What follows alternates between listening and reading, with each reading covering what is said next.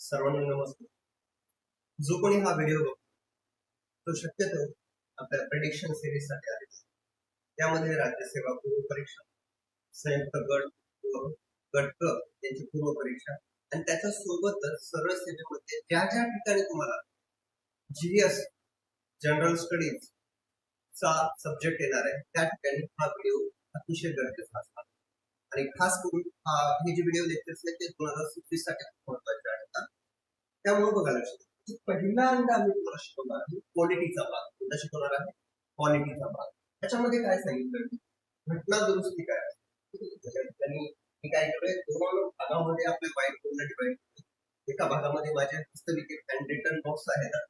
Okay, याच्या आधारावर prediction देणार आहे. ठीक आहे, आता बघा लक्षात घटना दुरुस्ती. सर्वप्रथम काही जणांना घटना दुरुस्ती काय असते माहिती नाही. मी एवढं बेसिक पासून सांगेल.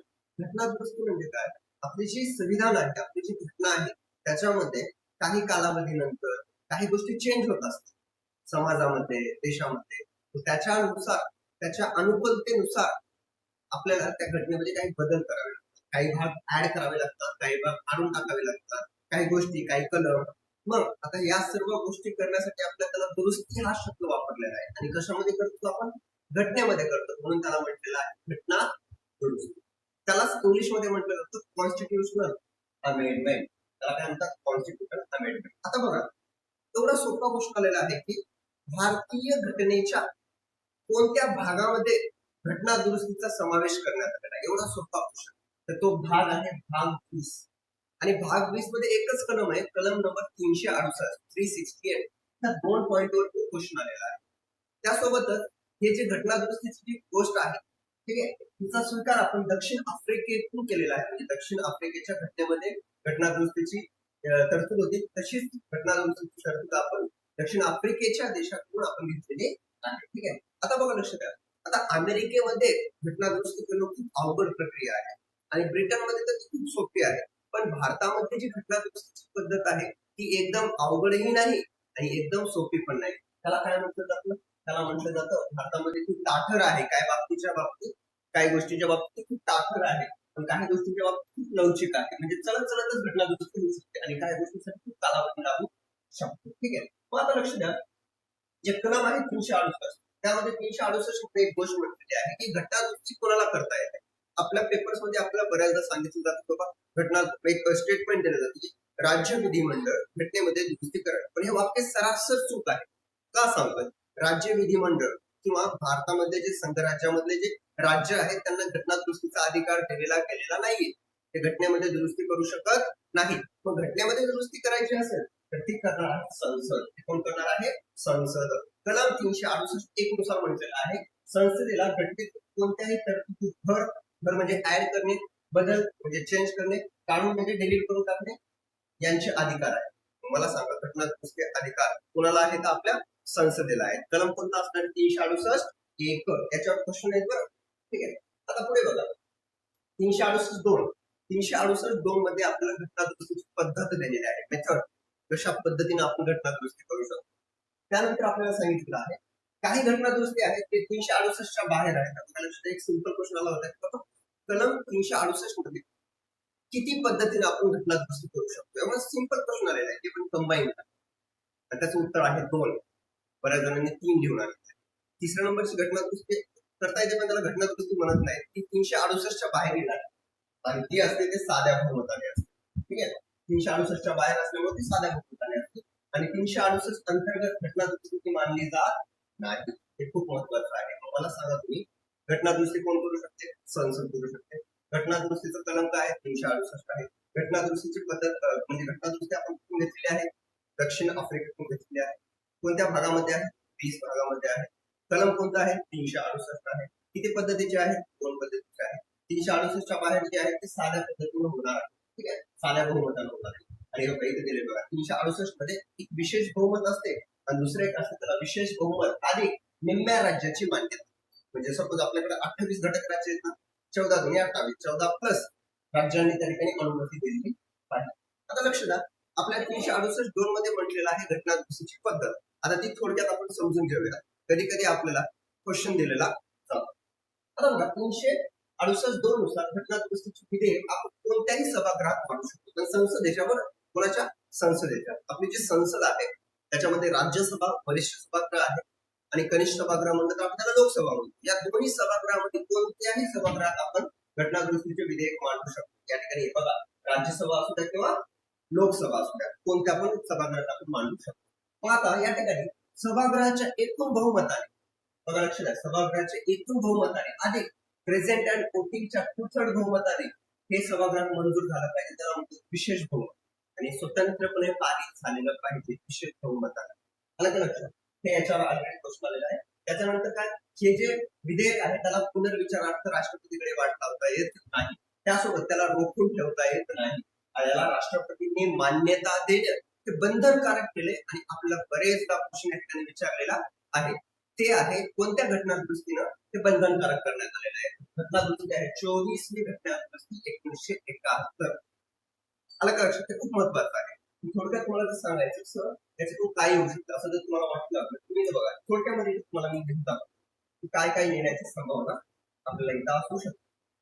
पहिली गोष्ट, भाग 20 आहे. त्याला कोणते आहे? 368 आहे. किती आहे त्याच्यामध्ये? 1 आणि 2 आहे. 1 मध्ये काय सांगितलं? घटना दुरुस्ती करू शकतो. 2 मध्ये काय दिलेले आपल्याला? पद्धत दिलेली आहे. किती पद्धतीने आपण करू शकतो? 2 पद्धती.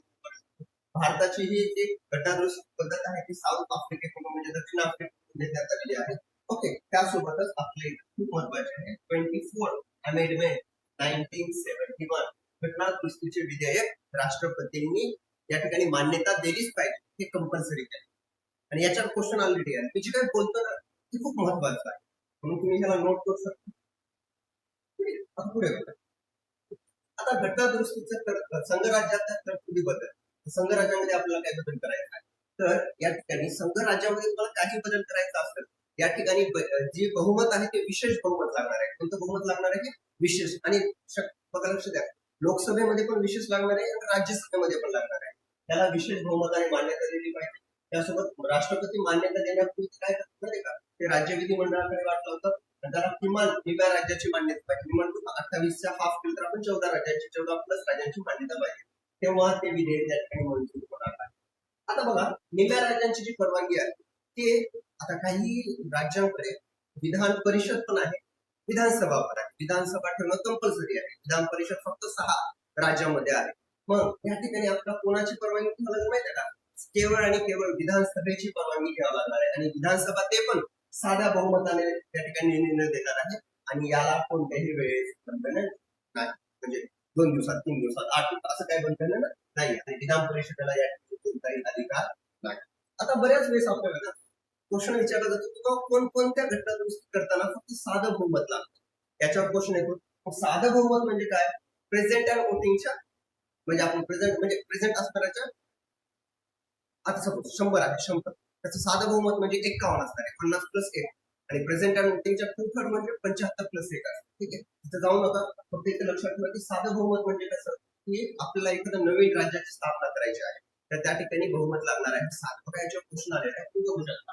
साध्या बहुमताने नवीन राज्याची स्थापना करू शकतो, किंवा एखाद्या राज्याचं क्षेत्रफळ असू द्या, त्यासोबत त्याच्या सीमा असू द्या, किंवा एखाद्या राज्याचं नाव आहे ते नावच होतं. बघा सध्या केरळचं नाव काहीतरी चालू आहे ना, मग ती जी गोष्ट आहे ती साध्या बहुमतानं असणार आहे. आणि त्यासोबत एखादी कलम या ठिकाणी काय दिले, विधान परिषद 169 विधान परिषद निर्मिती किंवा नष्ट करणे, राष्ट्रपती, राज्यपाल, अध्यक्ष, न्यायाधीश यांचे पगार यांचे अधिकार ठरवणे, संसदेची गणसंख्या ठरवणे, संसद सदस्याचे पगार पद्धती ठरवणे, छोट्या छोट्या ज्या गोष्टी आहेत ना, याच्यातल्या काही गोष्टी आपल्याला वाटतं की याला खूप जास्त बहुमत लागेल, पण हे साध्या बहुमतानेच आहे आणि संसदेचे कामकाज या ठिकाणी काय लक्षात ठेवणं माहिती आहे की बाबा एखादं राज्य स्थापित करणं, राज्याचं क्षेत्रफळ, सीमा यांच्यामध्ये बदल करणं, नाव बदलणं किंवा विधान परिषद निर्मिती किंवा नष्ट करणं, यासाठी फक्त आणि फक्त घटना दुरुस्ती ही साध्या बहुमताने केली जाते. ही गोष्ट मला या ठिकाणी लक्षात ठेवायची. मग आता या पेजेस आपल्याला एक्झामचे काय येऊ शकतं त्याचं मी तुम्हाला इथं लगेच प्रेडिक्शन सांगायला प्रयत्न करतो. तर या ठिकाणी आपण असं लक्षात ठेवूया, विधान परिषदेला काहीही अधिकार नाही. विधान परिषदेला काही अधिकार नाही. एक दुसरी गोष्ट की वेळेचं विधानसभेला वेळेचे बंधन नाही, वेळेचे बंधन नाही. आणि हे राष्ट्रपती वाटतं. त्यासोबत 3 गोष्टी मी तुम्हाला सांगतो, राज्य निर्मिती, त्यासोबत विधान परिषद तयार करणे, ओके, विधान परिषद तयार करणे. आणि तिसरं, नवीन राज्य स्थापना, राज्याचे क्षेत्रफळ बदलणे. या सर्वांसाठी आपल्याला लागणार आहे की साध्या बहुमताने घटना दुरुस्ती. त्याच्यावर क्वेश्चन आलाय आणि कुठे सुद्धा येऊ शकतो. This is the part of prediction. या ठिकाणी मी तुम्हाला सांगत आहे या साईडला प्रेडिक्शन म्हणून व्यवस्थित तुम्हाला हे लक्ष देऊन समजून घ्यायला. आणि बऱ्याच गोष्टी सांगतो. संसदेचे सदस्य व त्यांचे विशेष अधिकार. आता संसदेमध्ये इंग्रजीचा वापर हे साध्या बहुमताने सुप्रीम कोर्टच्या जजेसची संख्या ठरवणे, त्यासोबत सुप्रीम कोर्टाला अतिरिक्त कार्यकार बहाल करणे किंवा कार्यकारी भाषेचा वापर करणे, आणि त्यासोबत आपलं सिटिझनशिप जे असतं ना, म्हणजे आपण त्याला नागरिकत्व म्हणतो, ते सुद्धा साध्या बहुमताने ठरवतात. खूप जास्त आहे. 5वी 6वी अनुसूची, ओके. मतदारसंघ, आता ही खूप चर्चा चालू करा. मतदारसंघाची परिसीमा हे साध्या बहुमताने केलं. बघा, जास्तीत जास्त 17 गोष्टी आहेत, अजून जास्त मी नोट केलं 17. या साध्या बहुमताने केले जातात. ओके, पुढे आता विशेष बहुमत. आता या ठिकाणी विशेष बहुमत कोणासाठी लागतं? या ठिकाणी अतिशय महत्त्वाचं विशेष बहुमत लागणार आहे आपल्याला. विशेष बहुमत त्यासोबत निम्म्या राज्यांच्या साध्या बहुमताने परवानगी. राष्ट्रपतीची निवडणुकीची पद्धत, राष्ट्रपतीमध्ये काय बदल करायचा असेल तर, ठीक आहे, किंवा संघराज्यामध्ये काय बदल करायचा असेल तर, किंवा सुप्रीम कोर्ट हायकोर्ट मध्ये काय बदल करायचा असेल तर, ठीक आहे, संघराज्य व घटनांचे कायदेविषयक अधिकाऱ्यांची विभागणी करायची असेल तर, संसदेतील राज्यांचे प्रतिनिधित्व म्हणजे राज्यसभेमध्ये काय काम करायचे असेल तर, आणि 36B मधील तरतुदी आहे, सॉरी 368 मधील तरतुदी आहे, आणि त्यासोबत 7th शेड्यूल. ओके, आता इथून खूप महत्वाचं 7वी अनुसूची 5वी 6वी साठी साधं आहे, ओके, पण विशेष आणि निम्न राज्यांची परवानगी हे कोणत्यासाठी आहे? 7th शेड्यूल साठी आहे. आणि ते तुम्हाला या प्रेडिक्शन मध्ये लक्षात ठेवायचं आहे. 7th शेड्यूल साठी आपल्याला विशेष आणि निम्या राज्यांची मंजुरी गरजेची आहे. एक गोष्ट तुम्हाला सांगेल, 5वी आणि 6वी जी शेड्यूल आहे त्याला 7, त्यासोबत जी 7वी आहे त्यासाठी विशेष आणि निम्या राज्यांची, हे तुम्हाला या ठिकाणी विशेष लक्षात ठेवायचं.